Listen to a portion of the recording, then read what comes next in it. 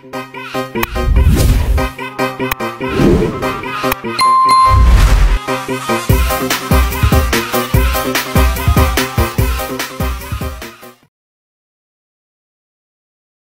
Assalamualaikum warahmatullahi wabarakatuh. Guys ya, pada pertemuan kali ini kita akan membahas tentang beberapa soal yang sudah kita pelajari selama tengah semester ini ya. Tentunya ada ruang yang berdimensi 3 dan ada yang untuk menggambarkan di mana pusat bola dan jari-jari bola. Nah, di sini kita akan membahas tuntas semua soal. Di sini pembahasan kita kali ini ada 10 soal. Soal pertama yaitu apabila diketahui A itu mempunyai himpunan yaitu 2, 3, dan 1, dan titik B-nya 5, 7, dan 4. Maka ditanya hitunglah jarak antara titik A dan titik B. Nah, untuk menghitungnya, kita menggunakan rumus jarak dua titik dalam ruang 3 dimensi ya. 3 dimensi ini bisa kita lihat eh, apakah dia 2 dimensi atau 3 dimensi itu bisa kita lihat dari sini ya, dari himpunannya. Ini di sini kan ada himpunan A terdiri dari 2, 3, 1. Di sini kan ada 3 ya. Maka disebut dalam ruang 3 dimensi. Nah, di sini rumusnya, rumus jarak dua titik dalam ruang 3 dimensi ini yaitu A dikali B sama dengan akar dari X2 min X1 dikuadratkan plus Y2 min Y1 dikuadratkan plus Z2 min Z1 dikuadratkan. Oke, ini sorry ya, ini kurang kuadrat ya. Oke, lalu di sini kita substitusikan ya teman-temannya. Kita substitusikan X-nya tadi berapa, di sini kan X ya. Di sini X, di sini Y, di sini Z. Jadi kita substitusikan. Tadi X-nya berapa? X-nya berapa nih? X2 berarti 5 min 2 dikuadratkan. Dan ditambahkan dengan Y2 min Y1 dikuadratkan. Jadi 7 min 3 dikuadratkan. Lalu Z2 min Z1 kita substitusikan menjadi 4 min 1 dikuadratkan. Jadi menghasilkan akar 34. Di sini kita bisa tarik kesimpulan. Jadi jaraknya adalah akar 34 satuan. Oke, kita masuk soal yang kedua. Sebuah drone lepas landas dari titik A, yang dimana titik A ini adalah 0,0,0 dan drone ini terbang ke titik B, yang dimana B ini 6, 8, dan 10. Maka tentukan, yang pertama tentukan jarak yang ditempuh drone dari A ke B, dan yang ke B, jika drone berhenti di tengah perjalanan, tentukan koordinat titik berhenti tersebut. Oke, yang pertama jarak yang ditempuh drone dari A ke B itu berapa gitu ya jaraknya.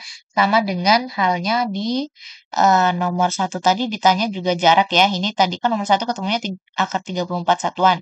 Ini jaraknya. Lalu yang A ini jarak dari A ke B menggunakan rumus jarak antara dua titik dalam ruang 3 dimensi. Sama ya rumusnya ya. Yang dimana rumusnya itu A dikali B sama dengan akar X2 min X1 dikuadratkan plus Y2 min Y1 dikuadratkan plus Y2 min Z1 dikuadratkan.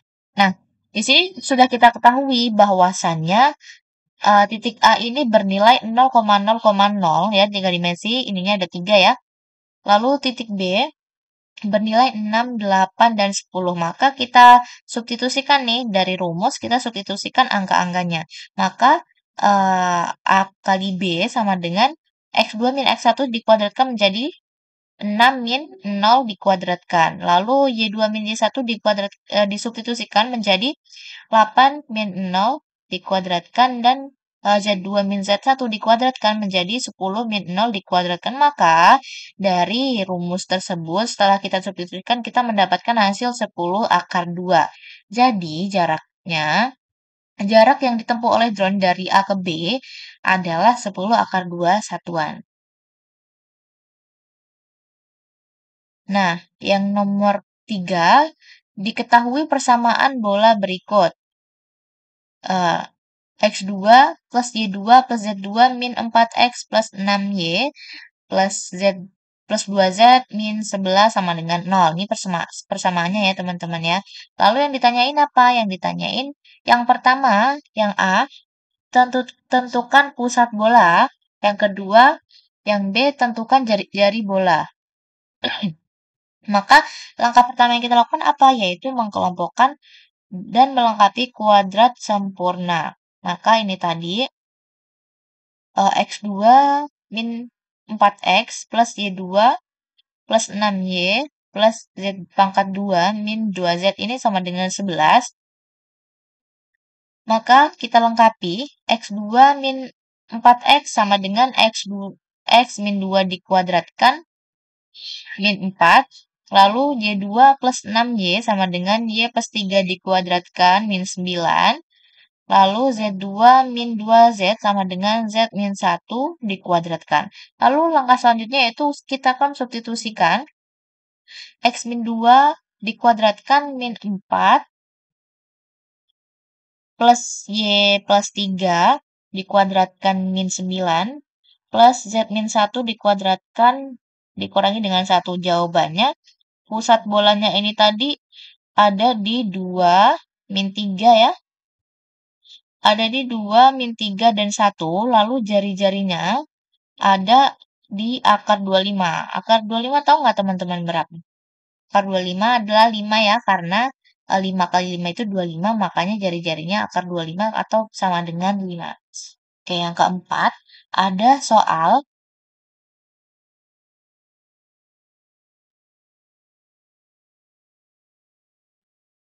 Oke, nomor keempat ini ada persamaan yaitu 3X min 4Y plus 12 sama dengan 0. Nah, rubahlah persamaan tersebut ke dalam bentuk normal Hc. Yang pertama, kita harus mengerti nih persamaan normal Hc itu berbentuk seperti apa. Ya, ini persamaan normal Hc ini yakni AX plus BY plus C per akar A kuadrat plus B kuadrat sama dengan 0. Yang pertama, kita harus menentukan koefisiennya, teman-teman ya. Koefisiennya tadi berapa? A sama dengan 3. 3 diperoleh dari 3S ini ya. X kan ini variabel ya. X variabel, lalu koefisiennya di depannya X. Berarti 3 ya. Selanjutnya yaitu B sama dengan min 4 dan C sama dengan 12. Lalu yang kedua, setelah kita tentukan koefisien A3, B sama dengan min 4, C sama dengan 12, maka kita cari panjang vektor normal. Yaitu rumusnya akar A kuadrat, A dikuadratkan ya, B dikuadrat ditambah B kuadrat sama dengan, maka kita langsung substitusikan saja teman-teman. Yaitu A tadi berapa? 3 dikuadratkan berarti jadi 9, dan min 4 dikuadratkan berarti min 4 kali min 4 sama dengan min kali min plus jadi 9 plus 16. Oke, jadi 9 plus 16 sama dengan 25. Sedangkan akar 25 sendiri itu adalah 5. Lalu yang ketiga, kita langkahnya itu substitusikan ke dalam bentuk normal Hc ya. Tadi kan rumusnya ada di atas ini ya. Ini rumus bentuk persamaan normal Hc. Lalu kita substitusikan yaitu 3x ya, 3x min 4y plus 12. Lalu ini tadi kan panjang vektornya ya. Panjang vektornya ini diketahui 5. Maka 3x min 4y plus 12 per 5 sama dengan 0. Maka jawaban akhirnya adalah 3x min 4y plus 12 per 5 sama dengan 0 adalah bentuk normal Hc dari persamaan garis. Ya, mudah ya teman-teman ya. Oke, kita lanjut soal yang kelima. Tentukan kosinus arah dari cos alfa, cos beta, dan cos gamma. Dari bidang, ini ada persamaan juga, 2x plus 3y min 6z plus 12 sama dengan 0. Maka bentuk umum persamaan bidang dalam 3 dimensi yaitu AX plus BY plus CZ plus D sama dengan 0. Di mana A-nya tadi berapa ini? Ini koefisiennya kita lihat ya. Jangan lupa koefisien ini. X-nya kan variabel, jadi koefisiennya adalah 2. Y kan variabel, jadi koefisiennya adalah 3. Dan Z ini kan variabel ya. Koefisiennya adalah kita ambil nih. Walaupun di sini ada minus, di sini kan plus. Maka kita bilangkan saja ini 3. Lalu kalau di sini minus 6, kita bilangkan saja minus 6 ya. Oke, lalu di sini koefisiennya berapa ini? Ya, A 2 ya. Ini A, B, C, D gitu ya. Ini yang A 2, yang B-nya 3 koefisiennya, yang C-nya minus 8, yang D-nya 12 dengan nilai kanan sama dengan 0. Oke, lalu yang selanjutnya menghitung panjang vektor normal. Nah, tadi kan panjang vektor normal kan sudah diketahui ya rumusnya, yaitu akar A kuadrat plus B kuadrat plus C kuadrat. Maka kita substitusikan dari koefisien-koefisien yang telah kita temui tadi. 2 kuadrat sama dengan berapa? 4. B-nya tadi 3, berarti B kuadrat 3 dikuadratkan menjadi 3 kali 3, 9, plus C kuadrat, C kuadratnya C-nya tadi min 6 ya, koefisien C sama dengan 6. Min 6 dikuadratkan jadi min 6 kali min 6, yaitu plus 36. Berarti 4 tambah 9 tambah 36 itu akar dari 49. Akar 49 berapa teman-teman? 7. Tahu ya? Lalu yang selanjutnya yaitu hitung kosinus arah. Yaitu di mana kosinus ini rumusnya cos alfa sama dengan A per plus minus akar plus minus di plus A per diperin sama panjang vektornya ya, plus minus dikali panjang vektor. Jadi A-nya tadi berapa? A-nya diketahui sama dengan 2 ya, ini koefisien A 2 per plus minus 7 ya, panjang vektornya tadi ketemu akar 49 sama dengan 7. Lalu di sini cos betanya rumusnya sama aja, cuma di sini diganti aja B. Lalu B per plus minus akar panjang vektor diakarin ya tadi ya. Emang panjang vektor itu akar ya teman-teman ya. Oke, jadi B-nya tadi 3, lalu panjang vektornya plus minus 7. Lalu cos gamma yaitu C per plus minus akar A2 plus B2 plus C2 di mana ini merupakan rumus panjang vektor ya. Berarti ini diperin atau dibagi dengan panjang vektor. Jadi C-nya sama dengan min 6 dan panjang vektornya sama dengan 7. Jadi ini semuanya ini per 7 ya teman-teman ya. Maka menentukan tanda plus minus berdasarkan nilai P. Maka P sama dengan min D per plus minus akar A2 plus B2, maksudnya A kuadrat plus B kuadrat plus C kuadrat, itu hasilnya min D tadi berapa? D tadi kan diketahui ya, D diketahui 12. Jadi kalau min D hasilnya min 12. Lalu tadi apa namanya? Panjang vektor ini yaitu 7, berarti min 12 per 7. Nah, agar P ini bernilai positif ya teman-teman, maka kita pilih tanda negatif di penyebutnya. Maka P sama dengan mutlak ya. Ingat, kalau yang tadinya penyebutnya positif akan kita rubah ke negatif, maka kita harus membikinnya dengan mutlak ya, dimutlakin dulu, baru kita bisa meminuskan penyebutnya, yaitu yang tadinya 7 jadi minus 7. Jadi P sama dengan mutlak min 12 per 7 sama dengan 12 per 7 lebih besar daripada 0. Jadi kita ambil tanda negatif di penyebutnya. Lalu, cos alfa sama dengan 2 per min 7 sama dengan min 2 per 7. Lalu cos betanya sama dengan 3 per min 7 sama dengan min 3. Ini dibalik ya teman-teman ya. Tadi kan ini kan 2 per min 7. Ini min 2 per 7 ya. Ini 3 per min 7. Ini min 3 per 7. Nah, ini min 6. Min 6. Cos gamanya min 6 per min 7 sama dengan 6 min 7. Nah, kita akan simpulkan dari penyelesaian kita yaitu kosinus arah dari bidang 2x plus 3y min 6z plus 12 sama dengan 0 adalah yang pertama, cos alfanya adalah minus 2 per 7. Yang kedua, cos betanya sama dengan minus 3 per 7. Yang ketiga yaitu cos gamanya 6 per 7. Oke, kita udah ketemu ya. Jadi kalau disuruh mencari ini, kita harus menentukan cos alfa, cos beta, dan cos gamma. Nanti ada lagi di sini cos lambda gitu ya. Jadi alfa, beta, gamma, dan lambda. Yang keenam, yaitu lukislah bidang. Ini kita disuruh melukis bidang di koordinat ya teman-teman ya. Di mana koordinat itu ada di mana sumbu X, Y, dan Z. Lukislah bidang 3x plus 4y plus 2z min 12 sama dengan 0. Nah, jika persamaan bidang datar, bidang datarnya ini ax plus by plus cz ya, kayak tadi ya, plus d sama dengan 0, maka titik potong dengan sumbu x, ambil y sama dengan 0, z, 0, z sama dengan 0. Maka x-nya adalah min d per a. Yang kedua yaitu titik potong dengan sumbu y. Ambil x sama dengan 0 per 7 ya, sama dengan 0. Maka y sama dengan min d per b. Lalu yang ketiga titik potong dengan sumbu z. Ambil x yaitu 0y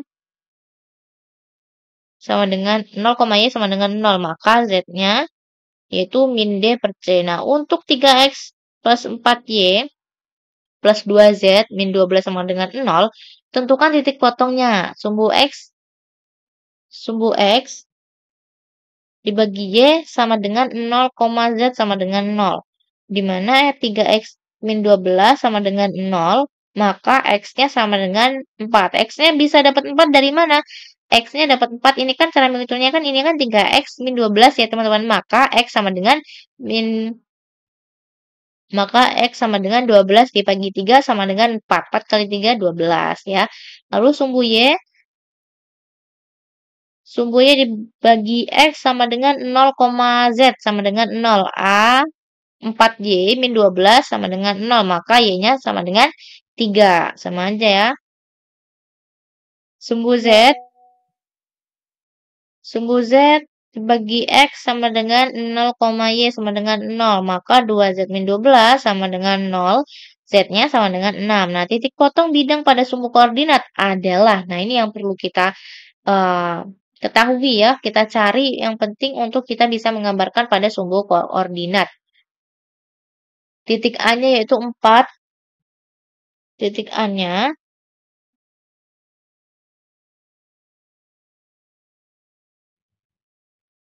nah, teman-teman, kita masuk ke titik potong ini kan, tadi kan udah ditemukan ya. Udah ditemukan titik A, titik B, dan titik C, yaitu yang A 4,0,0, yang B yaitu 0,3,0, dan titik C-nya yaitu 0,0 dan 0,6. Lalu persamaan bidang dapat juga dinyatakan dalam bentuk X per 4, Y per 3, gitu ya. Dan Z per 6. Di sini kan X, Y, dan Z. Maka kita ininya kan semua 0 ya. Maka kita ambil 4, 3, dan 6 aja. Sama dengan 1. Gambarkan bidang yang melalui titik-titik tersebut, yaitu titik A, B, dan C. Ya. Maka kita gambarkan menjadi bentuk seperti ini. Di mana ini adalah sumbu Z. Di sini adalah sumbu X. Sumbu Y ya. Harusnya di sini sumbu Z. Di sini sumbu X ya. Lalu yang nomor 7 yaitu diberikan bidang yaitu 5x plus 2y plus 4z sama dengan 20. Maka tentukan titik potong bidang yang ketiga pada sumbu koordinat. Yang ke B yaitu gambarkan bidang tersebut dalam ruang koordinat. Sama ya, kita disuruh menggambarkan juga. Lalu yang pertama yaitu menentukan titik potong bidang dengan sumbu koordinat persamaan bidang umum adalah tadi ya sama ya rumusnya AX plus BY plus TZ plus D sama dengan 0. Maka 5X plus 2Y plus 4Z sama dengan 0 sama dengan 20. Ini kita menjadikan 5X plus 2Y plus 4Z min 20 sama dengan 0. Ini kita jadikan min ya, maka di sisi kanannya kita jadikan nilai sisi kanan adalah 0. Terus titik potong dengan sumbu X yaitu Y 0, Z, 0, maka 5X min 20 sama dengan 0, maka X-nya sama dengan 4. Lalu titik potong dengan sumbu Y, X sama dengan 0, Z, 0, maka 2Y min 20 sama dengan 0, maka Y-nya sama dengan 10, yaitu dari 20 dibagi dengan 2. Titik potong dengan sumbu Z, yaitu 4Z min 20 sama dengan 0, maka 20 dibagi 4 sama dengan 5 ya. maka X-nya 4, Y-nya 10, dan ditemukan Z-nya 5. Maka titik potong bidang ketiga sumbu adalah 4,0,0, 0,10,0 dan 0,0,5. Maka langkah selanjutnya itu menentukan persamaan bidang dari 3 titik ya teman-teman ya. Misalkan ketiga titik ini yaitu A-nya X1, Y1, Z1 dan 4,0,0 dan B-nya X2, Y2, Z2 dan B-nya tadi 0, 10, 0 dan C-nya X3, Y3, Z3 dan C-nya tadi 0,0,5. Maka pada persamaan bidang yang melalui ketiga titik tersebut dapat ditemukan dengan bentuk determinan. Nah, seperti ini tadi ya teman-teman ya, kita lakukan pembentukan determinan pada ketiga titik tersebut. Maka X-1, Y-1, Z-Z1, X-2, X2 min X1, Y2 min Y1, Z2 min Z1. Dan yang ketiga yaitu X3 min X1, Y3 min Y1, dan Z3 min Z1 sama dengan 0. Beginilah bentuk determinannya. Dengan substitusi X min 4 ya, X1-nya kan 4 ya, kita substitusi jadi 4, Y1-nya 0, ya, maka X min 4, Y min 0, Z min 0, 0 min 4, 10 min 0, dan 0 min 0, terus yang ketiganya yaitu 0 min 4, 0 min 0, dan 5 min 0 sama dengan 0. Ini bentuk substitusi ini sudah disubstitusikan. Lalu, sudah ketemu nih ya, substitusikan. Jadi kita menentukan persamaan bidang dari 3 titik, misalkan ketiga titik ini tadi, dan persamaan bidang yang melalui 3 titik, lalu kita substitusikan. Nah, beginilah setelah kita substitusikan, lalu ketemu sebuah bentuk determinan ya. Oke teman-teman, lalu yang nomor 8, tentukan koordinat bola pada P dan dari titik P ini dengan koordinat Kartesius, di mana P ini yaitu X, Y, Z sama dengan min 2 akar 3, 2, dan 4. Maka di sini koordinat Kartesius adalah X, Y, Z sama dengan min 2 akar 3, min 2, 4. Nah, kita di sini akan mencari koordinat bola ya, menggunakan rumus konversi berikut. Variabel koordinat bola yaitu jari-jari atau disebut dengan P, sudut azimut atau dilambangkan dengan seperti ini ya, sudut polar atau dilambangkan dengan seperti ini. Maka rumus konversi Kartesiusnya gimana? P yaitu jari-jari ya, rumus konversi Kartesiusnya yaitu akar X2 plus Y akar X kuadrat plus Y kuadrat plus Z kuadrat. Lalu sudut azimutnya rumus konversi Kartesiusnya gimana? Yaitu tan sama dengan Y, dan seterusnya. Di sini ada juga mencari jari-jari atau disamakan dengan P tadi ya teman-teman ya. Maka kita tinggal substitusikan nih nilai X sama dengan min 2 akar 3, Y sama dengan 2, dan Z-nya sama dengan 4 ke dalam rumus P tadi. P tadi rumusnya apa nih?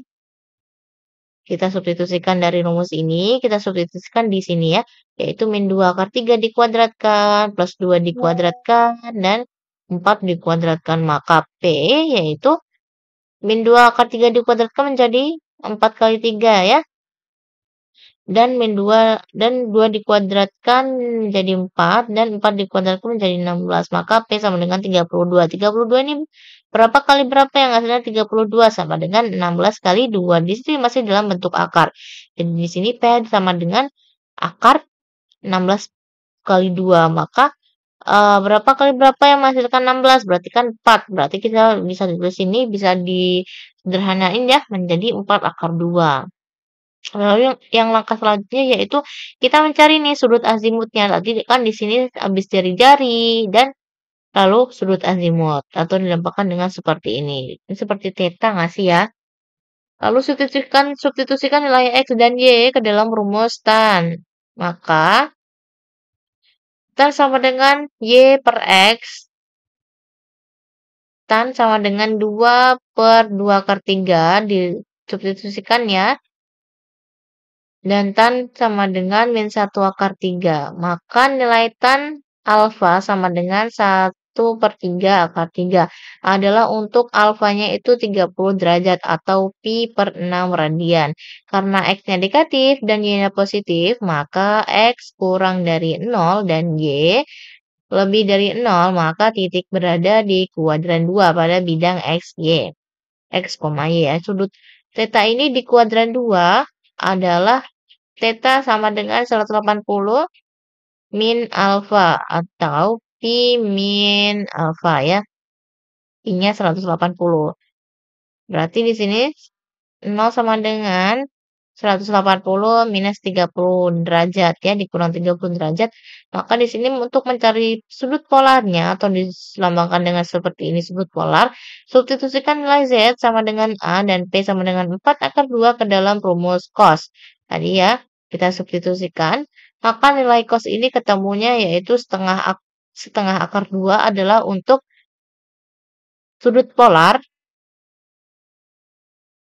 Cos untuk mencari sudut polar yaitu setengah akar 2 adalah untuk sudut polar sama dengan 45 derajat atau pi per radian. Tapi tadi pi-nya berapa? 180 ya.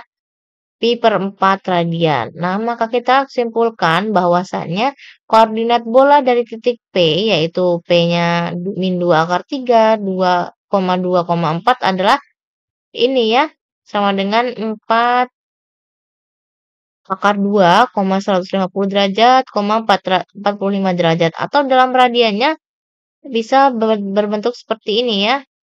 4 akar 2, 5 pi per 6, dan pi per 4. Lalu yang nomor 9, ada dua pesawat yang sedang terbang di langit dengan menggunakan sistem koordinat 3D. Yaitu di mana sumbu X mewakili posisi ke timur dalam kilometer atau disebut dengan km, dan sumbu Y mewakili posisi ke utara dalam kilometer, dan Z-nya mewakili ketinggian. Pada suatu saat, pesawat A ini berada pada titik koordinat A yaitu 10,5,4 dan pesawat B berada pada titik koordinat B yaitu min 2,1,9. Maka hitunglah jarak lurus atau garis lurus antara kedua pesawat tersebut yaitu pesawat A dan B. Nah, di sini konsep yang digunakan untuk menghitung jarak lurus atau jarak terpendek antara dua titik ya dengan P1 dan P2 yang dimana P1-nya yaitu X1, Y1, dan Z1 dan X2-nya yaitu dan P2-nya yaitu X2, Y2, dan Z2 di ruang 3 dimensi adalah rumus jarak tiga dimensi yang merupakan perpanjangan dari teorema Pitagoras. Ingat ya, teorema Pitagoras yaitu akar X2 min X1 kuadrat plus Y2 min Y1 kuadrat plus Z3 min Z1 dikuadratkan juga. Maka tentukan koordinat titiknya. Titik A yaitu pesawat A, X1 sama dengan 10, Y1-nya sama dengan 5, maka Z1-nya sama dengan 4. Lalu titik B-nya pesawat B yaitu X2-nya min 2, Y2-nya 1, dan Z2-nya 9. Maka untuk menghitung perubahan koordinat yaitu delta X, delta Y, delta Z. Delta X sama dengan X2 min X1 sama dengan min 2, min 10 sama dengan minus 12 ya. Delta Y-nya, Y2 min Y1 sama dengan 1 min 5 sama dengan min 4. Delta Z sama dengan Z2 min Z1. Z1 sama dengan min 9 min 4 yaitu 5. Maka substitusikan nih nilai ke dalam rumus jarak. Rumus jaraknya tadi ini ya. D, jarak bisa disebut dengan D ya teman-teman ya. Jadi jarak A dan B yaitu akar delta X dikuadratkan plus delta Y dikuadratkan plus delta Z dikuadratkan. Maka DAB ya, D ini jarak A dan B yaitu akar delta X tadi berapa? Minus 12 dikuadratkan. Jadi 144 minus 4 dikuadratkan jadi 16 dan 5 dikuadratkan jadi 25. Maka DAB-nya ini atau jarak A dan B itu akar 185. Jadi akar 185 ini adalah sekitar 13,60. Maka DAB-nya 13,60. Dapat kita simpulkan yaitu jarak lurus antara kedua pesawat tersebut adalah 185 eh, kilometer atau sekitar 13,60 kilometer. Nah, nomor 10-nya, seorang kurir berada di titik K, ya sama ini soalnya dengan nomor 9, 1, 2, dan 5, berada di lantai 5, ia harus mengirim paket ke titik P, yang dimana P-nya ini ada 10,8,2 dan berada di lantai 2. Namun, sebelum mencapai titik P, ia harus singgah dulu ya ke pos pengamanan sama dengan 4,5,0 yang ada di lantai dasar atau Z sama dengan 0. Jadi Z-nya ini lantai dasar itu sama dengan 0. Lalu yang pertama pertanyaannya itu hitunglah jarak terpendek kurir dari titik K ke titik P tanpa singgah. Yang kedua, jika kurir harus singgah di titik S, berapakah total jarak yang harus ditempuh kurir tersebut? Yaitu jarak K ke S lalu S ke P ya. Berdasarkan hasil A dan B, apakah strategi singgah di pos pengamanan S memperpendek atau justru malah memperpanjang total jarak tempuh kurir tersebut? Maka kita masuk ke pembahasan. Yang A yaitu hitung jarak terpendek kurir dari K ke titik P tanpa singgah, yaitu jarak terpendek dari K ke P tanpa singgah menggunakan rumus 3D tadi ya. Langsung kita substitusikan, yaitu jarak K ke P yaitu 10 min 1 dikuadratkan, ditambahkan dengan 8 min 2 dikuadratkan, dan ditambahkan dengan 2 min 5 dikuadratkan. Maka ini hasilnya sama dengan akar 126, dan jarak K ke P adalah, atau tadi kan 126 atau 11,22. Lalu yang di sini total jarak tempuhnya yaitu K ke S dan ke P ya. Jarak K ke S-nya adalah K 12,5 dan S-nya 4 dan 5. Maka jarak K ke S-nya yaitu 4 min 1 dikuadratkan plus 5 min 2 dikuadratkan. Ya, kita substitusikan ya. Lalu 0 min 5 dikuadratkan. Maka D atau D kan tadi jarak ya. D bisa disebut dengan jarak. Maka DKS-nya yaitu 9 plus 9 plus 25 sama dengan 43 atau bisa kita ucapkan yaitu 6,56. Nah, jarak S ke P-nya ya. Jarak S ke P-nya yaitu S-nya tadi berapa? 4,5,0 dan P-nya 10,8,2. Nah, maka DSP-nya adalah akar, kita substitusikan 10 min 4 dikuadratkan plus 8 min 5 dikuadratkan jadi 36 plus 9 ya. Dan 2 min 0 dikuadratkan sama dengan 4. Jadi ketemulah di sini akar 49. Berapakah akar dari 49? Yaitu 7. Maka total jaraknya di sini ya D total DKS plus DSP sama dengan akar 43 ditambahkan dengan 7 sama dengan 6,56. 43 kan tadi sama dengan 6,56. Maka 6,56 ditambahkan dengan 7 ditambahkan dengan DSP-nya sama dengan 13,56. Nah, perbandingan strategi antara ini tadi ya yang pertanyaan A dan B itu jarak tanpa singgah K ke P itu 11,22. Sedangkan jarak dengan singgah K ke S, singgah di S ya, dari K singgah ke S dulu ke P. Maka di sini menghasilkan 13,56. Di sini 11,22 km dengan 13,5 km. Itu kan lebih besar ya daripada 13,56 ini. Maka kita simpulkan karena 13,56 ini, di mana 13,56 ini hasil dari ketika si kurir itu singgah ke S dulu ya, dari K singgah ke S baru ke P. Kalau ini dari K langsung ke P ya. Strategi singgah di pos pengaman S memperpanjang total jarak tempuh kurir. Begitu ya teman-teman ya. Oke, segitu saja ya pembahasan kita hari ini tentang soal-soal di geometri analitik ruang. Semoga soal-soal ini bermanfaat untuk kalian semua dan ke depannya. Saya Ari, wassalamualaikum warahmatullahi wabarakatuh.